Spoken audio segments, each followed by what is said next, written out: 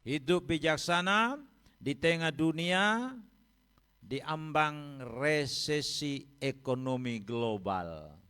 Saudara yang kasih dalam Tuhan, Menteri Keuangan Sri Mulyani telah mengumumkan bahwa dunia termasuk Indonesia sedang dalam ambang resesi ekonomi global. Dan sebagai rakyat yang ada di dalam bangsa ini, tidak bisa tidak, saudara-saudara, kita akan menghadapi kenyataan seperti ini di dunia ini. Karena itu, melalui kebenaran firman Tuhan ini, Tuhan ajarkan kita untuk kita hidup bijaksana, sehingga kita tahu bagaimana bersikap yang benar, walaupun dunia ini dilanda dengan resesi, kita tetap resepsi. Amin. Haleluya. Matius pasal 7 ayat 24 sampai 27. Setiap orang yang mendengar perkataanku ini dan melakukannya, ia sama dengan orang yang bijaksana, yang mendirikan rumahnya di atas batu. Kemudian turunlah hujan dan datanglah banjir. Lalu angin melanda rumah itu, tetapi rumah itu tidak rubuh, sebab didirikan di atas batu. Tetapi setiap orang yang mendengar perkataanku ini dan tidak melakukannya, ia sama dengan orang yang bodoh, yang mendirikan rumahnya di atas pasir. Kemudian turunlah hujan dan datanglah banjir, lalu angin melanda rumah itu, sehingga rubuhlah rumah itu dan hebatlah kerusakannya. Tuhan menginginkan agar kita menjadi orang Kristen yang bijaksana. Orang Kristen yang bijaksana digambarkan oleh firman Tuhan sebagai orang yang mendirikan rumahnya di atas batu. Badai yang digambarkan oleh firman Tuhan di sini berupa hujan, banjir, dan angin. Rumah yang dibangun di atas dasar batu ini pun dilanda oleh kondisi seperti yang digambarkan dalam firman Tuhan ini. Tetapi yang luar biasa, rumah ini tidak roboh sebab didirikan di atas batu. Saudaraku yang kasih dalam Tuhan, hanya orang Kristen, hanya orang percaya yang hidup bijaksana yang dapat tetap eksis, tidak goyah, tidak rubuh, dan tidak hancur berantakan, meskipun diterpa oleh pergolakan dunia yang sedang menuju kepada resesi ekonomi global. Saudara, firman Tuhan memberitahukan kepada kita bahwa memang menjelang kedatangan Yesus yang kedua kali akan terjadi resesi ekonomi global. Ada kemiskinan di mana-mana. Inilah kondisi real yang akan kita hadapi menjelang kedatangan Tuhan Yesus yang kedua kali. Dan hanya orang-orang yang bijaksana yang mau mendirikan rumahnya di atas batu yang akan tetap eksis walaupun terjadi pergolakan-pergolakan yang sedemikian dahsyatnya di dunia ini. Tetapi orang bodoh yang hanya mendirikan rumahnya di atas pasir, pergolakan yang sama juga datang menimpa dia, yang disebutkan sebagai banjir, angin, hujan. Dan ketika hal seperti ini melanda rumah yang hanya dibangun di atas pasir, Alkitab berkata, dia hancur berantakan. Seperti itulah kondisi dari orang Kristen, dari pendeta yang hanya sekedar mendengar firman tetapi tidak melakukannya. Akan hancur berantakan. Karena itu firman Tuhan berkata agar kita hidup bijaksana. Sebab hanya dengan kita hidup bijaksana, badai, pergolakan-pergolakan yang ada datang menimpa, tapi itu tidak akan menghancurkan iman kita. Tidak akan merobohkan kita. Dan Alkitab memberitahukan kepada kita, Tuhan Yesus menyatakan kepada kita bahwa orang Kristen yang bijaksana ini ditandai oleh dua hal. Satu, suka mendengar perkataan Tuhan. Dan yang kedua, melakukan apa yang Tuhan katakan. Sedangkan orang bodoh ini hanya mendengar saja tetapi tidak melakukan.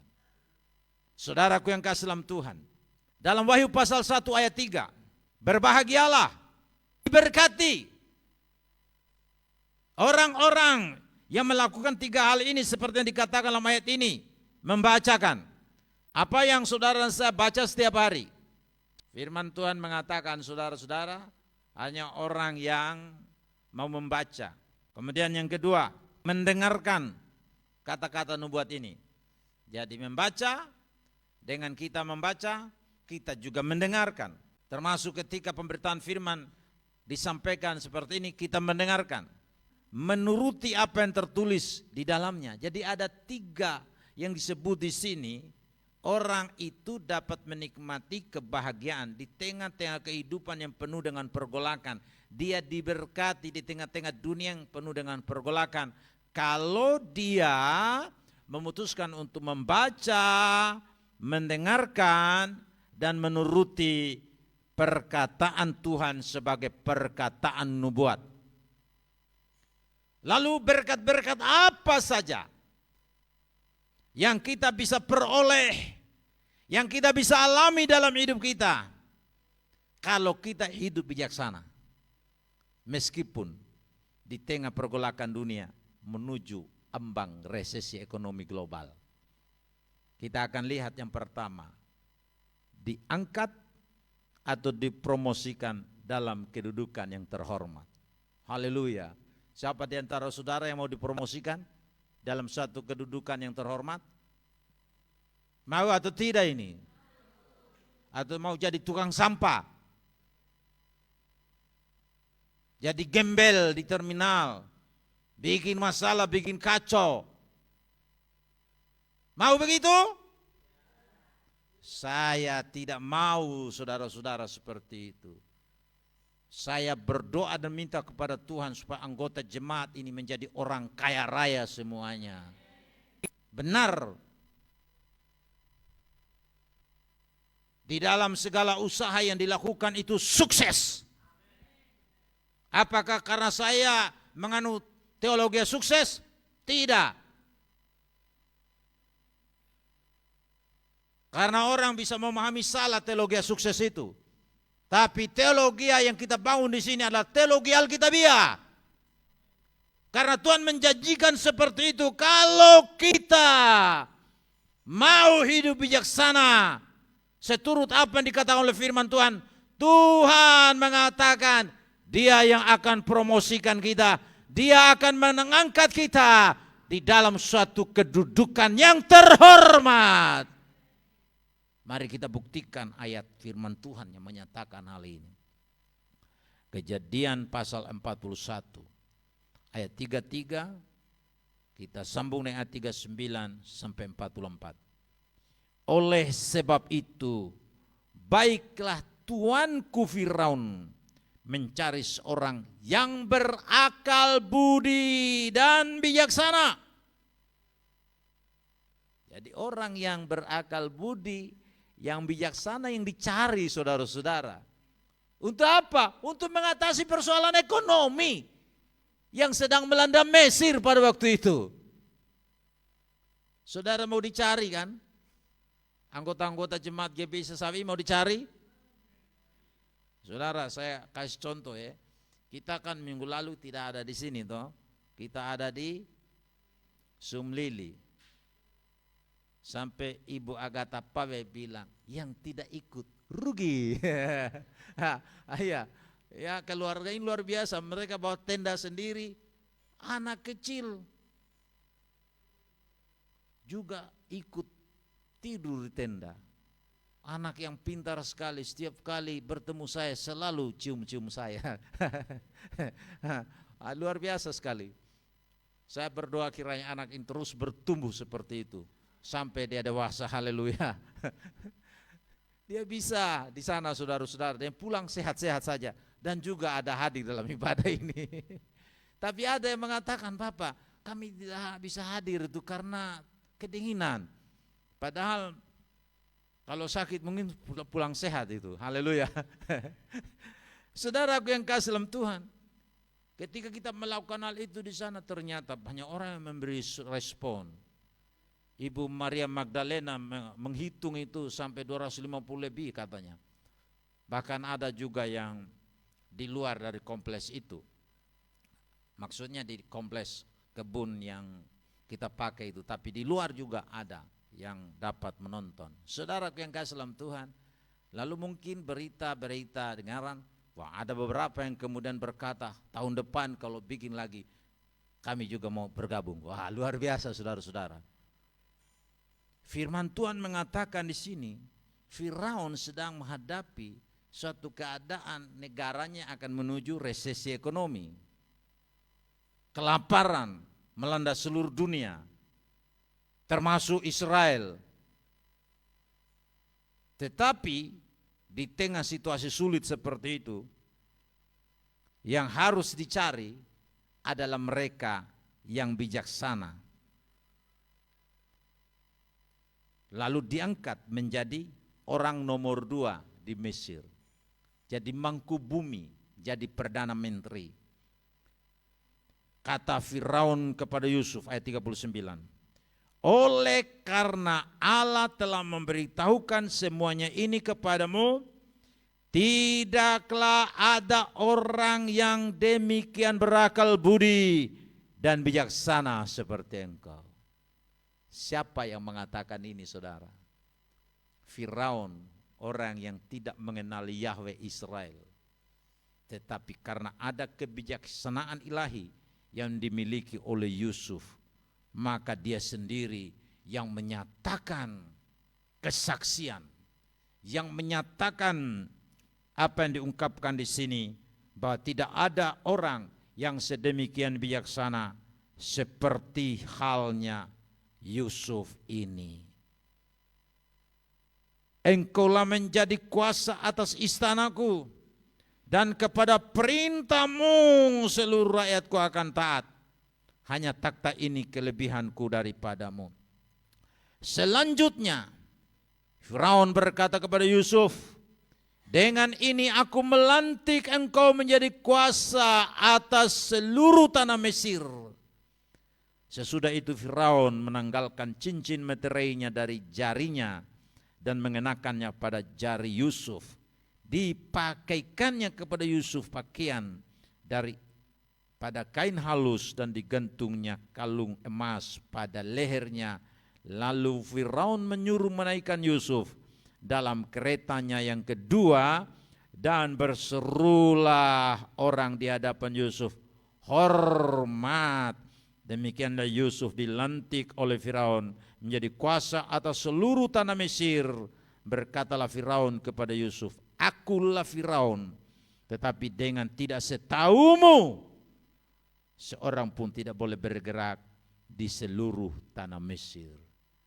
Saudaraku yang kasih dalam Tuhan, ketika kita baca firman Tuhan ini, kita terkagum-kagum oleh karena apa? Seorang mantan narapidana masuk dalam penjara karena dikhianati, digosipin oleh istri Potifar, padahal dia tidak melakukan yang dituduhkan itu. Tapi karena Potifar, dia memiliki kekuasaan, dia memiliki jabatan, tanpa proses hukum, Yusuf dijebloskan ke dalam penjara. Tetapi penjara tidak bisa menghapuskan atau menyingkirkan kebijaksanaan ilahi yang dimiliki oleh Yusuf. Kebijaksanaan ilahi itu didapat dari mana? Didapat dari dia mendengar firman dan mempraktekkan firman itu dalam hidup dia. Itu sebabnya ketika dia digoda, dia punya kesempatan untuk melakukan perzinahan dengan istri Potifar, tante girang itu. Karena semua orang tidak ada di rumah lagi. Dan kesempatan itu digunakan oleh istri Potifar. Tetapi karena Yusuf ini adalah orang yang bijaksana, yang mendengar firman, tetapi juga menerapkan kebenaran firman itu sebagai hidup dia. Itu sebabnya dia menolak. Walaupun akibat dari penolakannya terhadap godaan, dia dimasukkan ke dalam penjara. Tapi dengar, walaupun dia ada dalam penjara, dia tidak kehilangan kebijaksanaan ilahi yang dia miliki dari mendengar dan melakukan firman Tuhan. Selama beberapa tahun ia ada di sana, tetapi kita baca dalam firman Tuhan, karena kebijaksanaan ilahi yang dia miliki, dia dapat menafsirkan mimpi dari salah seorang narapidana yang ada di lembaga itu, yang ada di penjara itu, yaitu juru minuman raja, bahwa dalam beberapa hari lagi dia akan dikembalikan dalam posisinya. Lalu juru roti juga, dia dengar itu dan dia pingin untuk mendengar apa arti dari mimpi yang dia mimpikan. Dan Yusuf memberitahu bahwa dalam 3 hari lagi engkau akan digantung. Dan persis seperti itu terjadi. Hal ini saudara sudah dilupakan oleh juru minuman raja beberapa tahun. Apa artinya ini bagi kita? Ternyata saudara-saudara, karunia yang Tuhan berikan itu tidak bisa digunakan untuk kepentingan kita, tapi untuk kepentingan Tuhan, untuk Tuhan dimuliakan. Itu sebabnya walaupun juru minuman itu telah memperoleh tafsiran dari mimpinya dan dia sudah mengalami, dia tidak mengucapkan terima kasih kepada Yusuf. Dia lupa, saudara-saudara.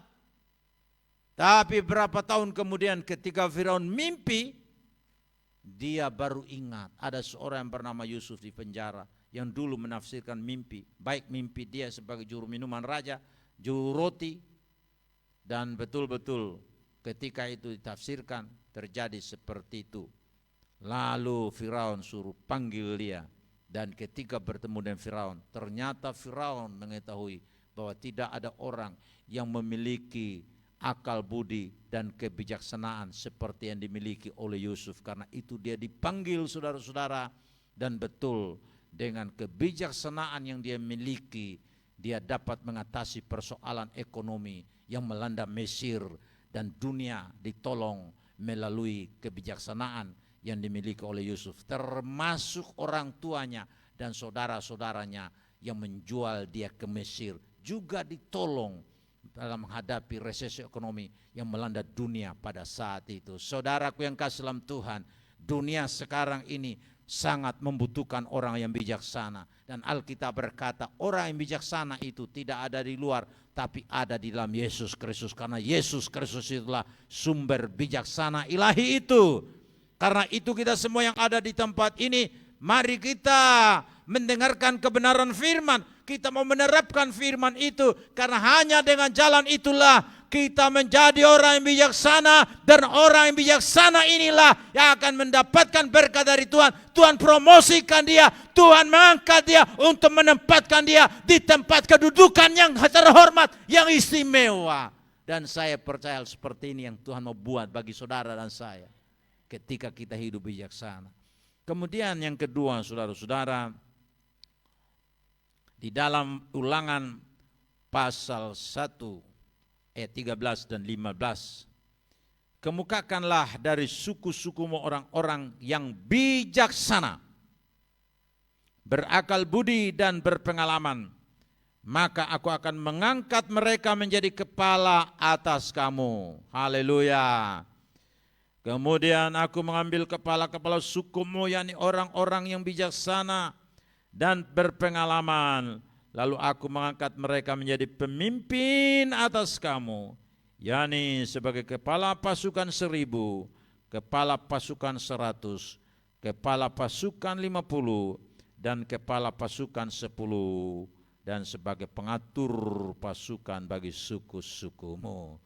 Kalau kita hidup bijaksana, dengan jalan mendengar firman, melakukan firman dalam hidup kita, orang seperti inilah yang diberkati oleh Tuhan, dan Tuhan yang mengangkat dia menjadi kepala. Haleluya. Kita tidak jadi ekor, kita semua jadi kepala. Ada kepala dalam rumah tangga, kepala di bisnis, kepala di ekonomi, kepala di hukum, macam-macam saudara-saudara. Tuhan angkat kita. Ketika kita hidup bijaksana, berakal budi, berpengalaman dengan Tuhan, maka orang seperti itulah yang Tuhan akan angkat menjadi kepala untuk mengepalai pasukan 1.000, pasukan 100, pasukan 10, dan sebagainya. Bapak Ibu Saudaraku yang kasih dalam Tuhan, mari kita betul-betul mau menerima firman Tuhan dalam hidup kita. Kita dengar, kita renungkan, kita hayati, lalu kita terapkan dalam hidup kita. Percayalah saudara, ketika Tuhan mengangkat kita, tidak ada orang yang bisa menurunkan. Tapi kalau kita mengangkat diri sendiri, pasti kita akan jatuh berantakan. Tetapi kalau Tuhan yang angkat dalam posisi sebagai kepala, tidak ada yang bisa menurunkannya. Karena itu mari kita belajar untuk mendengar firman. Jangan mendengar gosip, jangan mendengar penilaian-penilaian orang lain.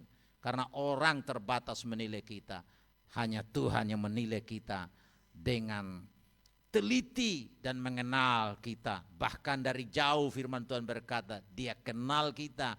Oleh karena itu mari kita belajar untuk mendengar dia berbicara, dan apa yang dia sampaikan kita mau terapkan dalam hidup kita. Itulah orang yang bijaksana, yang walaupun dunia dilanda dengan pergolakan, orang seperti itu akan tetap kuat, tabah, dan berkemenangan dalam menghadapi semua pergolakan yang ada. Saudara yang kasih dalam Tuhan, yang ketiga, mari kita lihat di dalam Ulangan pasal 4 ayat 6-9. Lakukanlah itu dengan setia, sebab itulah yang akan menjadi kebijaksanaanmu dan akal budimu di mata bangsa-bangsa yang pada waktu mendengar segala ketetapan ini akan berkata, memang bangsa yang besar ini adalah umat yang bijaksana dan berakal budi. Sebab bangsa besar manakah yang mempunyai Allah yang demikian dekat kepadanya seperti Tuhan Allah kita, setiap kali kita memanggil kepadanya. Dan bangsa besar manakah yang mempunyai ketetapan dan peraturan demikian adil seperti seluruh hukum ini yang kubentangkan kepadamu pada hari ini. Tetapi waspadalah dan berhati-hatilah supaya engkau jangan melupakan hal-hal yang dilihat oleh matamu sendiri, dan supaya jangan semuanya itu hilang dari ingatanmu seumur hidupmu. Beritahukanlah kepada anak-anakmu dan kepada cucu cicitmu semuanya. Bapak Ibu Saudaraku yang kasih dalam Tuhan, orang yang bijaksana, dia dapat mengatasi berbagai permasalahan, bukan saja permasalahannya atau keluarganya, termasuk permasalahan sebuah bangsa. Karena itu kita semua harus membuka diri kita kepada Tuhan untuk dia memberikan kepada kita kebijaksanaan dengan jalan melakukan firman-Nya dengan setia. Firman Tuhan katakan di sini, lakukanlah itu dengan setia. Apa yang harus kita lakukan dengan setia? Firman yang kita dengar, firman yang kita baca. Maka dengan hal itu kita menjadi orang yang bijaksana, dan orang lain dapat menyaksikan kebijaksanaan yang Tuhan berikan kepada kita, dan mereka bisa meminta bantuan kita untuk menolong mereka mengatasi permasalahan-permasalahan dalam hidup mereka. Mengapa saudaraku yang kasih dalam Tuhan, ketika orang punya persoalan, saudara mungkin didatangi oleh mereka dan minta tolong untuk didoakan, minta tolong untuk dibimbing dan sebagainya, karena orang mungkin kenal saudara, memiliki hikmat, memiliki kebijaksanaan, memiliki akal budi yang dapat menolong dia mengatasi persoalan itu. Karena itu saudara, untuk menjadi bijaksana ini, firman Tuhan katakan di sini, kita harus melakukan dengan setia. Nah, kalau kita melakukan dengan setia firman Tuhan, itu yang akan membuat kita bisa berhati-hati, sehingga kita tidak melupakan apa yang Tuhan sudah buat dalam hidup kita, yang menolong kita, yang menyatakan mujizatnya dalam kehidupan kita. Dan hal ini pun Tuhan memberikan kepada kita tanggung jawab untuk tidak saja kita yang lakukan, tetapi kita juga mau membagikan apa yang kita lakukan itu kepada anak, cucu, cicit kita, sehingga ada keberlangsungan keturunan yang sungguh-sungguh mendengar dan melakukan firman Tuhan. Kemudian yang terakhir, menjadi terpuji dan menghindari orang dari kejahatan. Haleluya. Maukah saudara menjadi yang terpuji atau yang terhina kalau kita hidup bijaksana? Karena kita dengar firman, kita lakukan firman.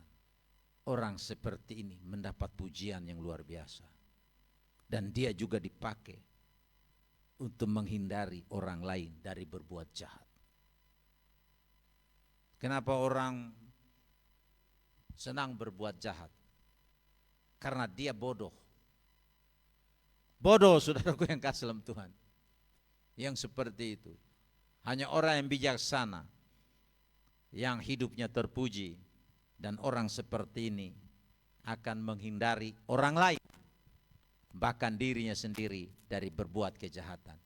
Kita lihat dalam firman Tuhan di dalam 1 Samuel pasal 25 ayat 32, 33 dan 39.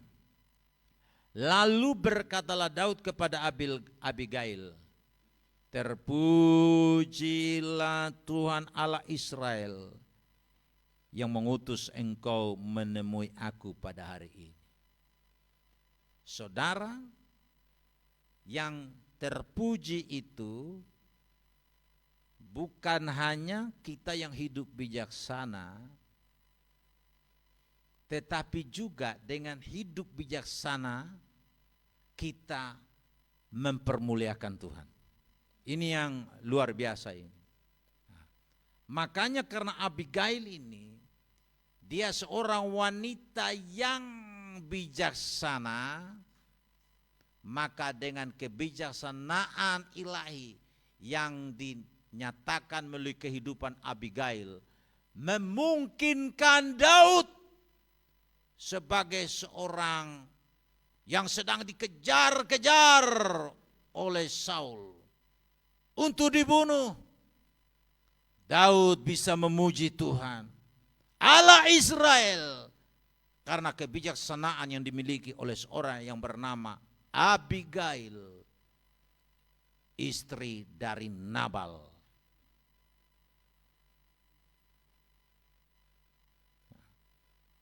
Daud bukan hanya memuji Tuhan karena kebijaksanaannya, tetapi Daud juga menyatakan dalam ayat 33, terpujilah kebijaksanaanmu, terpujilah engkau sendiri. Haleluya. Maukah saudara dan saya terpuji secara pribadi? Karena firman Tuhan katakan di sini, terpuji kebijaksanaan, terpujilah dia sendiri. Berarti yang terpuji ini bukan hanya kebijaksanaan dimiliki oleh Abigail, tetapi pribadi dia juga terpuji. Saya merindukan hal ini saudaraku yang kasih, kita semua yang ada di gereja ini, anak-anak kita dikenal oleh orang-orang di sekitar kita adalah anak-anak yang terpuji karena mereka hidup bijaksana sesuai firman Tuhan. Kalau kita tidak hidup bijaksana, pasti orang akan melakukan penghinaan. Seperti anak-anak yang tidak dengar-dengaran, suka berontak kepada orang tua, keluar malam, pulang pagi, lari dengan laki-laki atau lari dengan perempuan tanpa mau diatur. Kehidupan yang seperti ini tentu kehidupan yang bodoh, dan itu menjadi penghinaan di mana-mana. Bukan hanya di kalangan kita, di kalangan orang luar pun itu menjadi suatu penghinaan. Tetapi puji Tuhan, melalui kebenaran firman Tuhan ini kita peroleh. Ketika kita mendengar firman, kita melakukan firman, itu yang bisa membuat kita menjadi pribadi yang bijaksana, yang oleh kebijaksanaan seperti ini Tuhan dimuliakan, pribadi dan kebijaksanaan kita pun menjadi terpuji di depan orang lain. Bahwa engkau pada hari ini menahan aku daripada melakukan utang darah dan daripada bertindak sendiri dalam mencari keadilan. Kalau sudah baca seluruh konteks kebenaran ini, Daud ini dihina oleh Nabal. Daud sebagai seorang yang punya pengalaman perang yang tidak pernah kalah, dia punya pengikut, mereka mau bertindak, saudaraku yang kasih, untuk menghabisi nyawa orang yang melakukan penghinaan terhadap Daud ini. Tetapi karena kebijaksanaan dimiliki oleh Abigail, Abigail bukan saja terpuji, tapi juga dengan kebijaksanaan yang dia miliki, dia menghindari seorang yang bernama Daud dari melakukan kejahatan. Orang yang bijaksana ini diangkat menjadi istri raja. Haleluya. Kalau kita gambarkan Daud ini sebagai tipologinya Kristus, Abigail ini jemaat, maka hanya jemaat yang memiliki kebijaksanaan ilahi, yang mendengar firman dan melakukan firman, dialah mempelai Kristus yang akan diangkat untuk masuk dalam pesta perjamuan kawin anak domba itu. Mari saudaraku yang kasih dalam Tuhan, kita mengembangkan suatu gaya hidup yang bijaksana dengan mendengar dan melakukan firman Tuhan. Amin.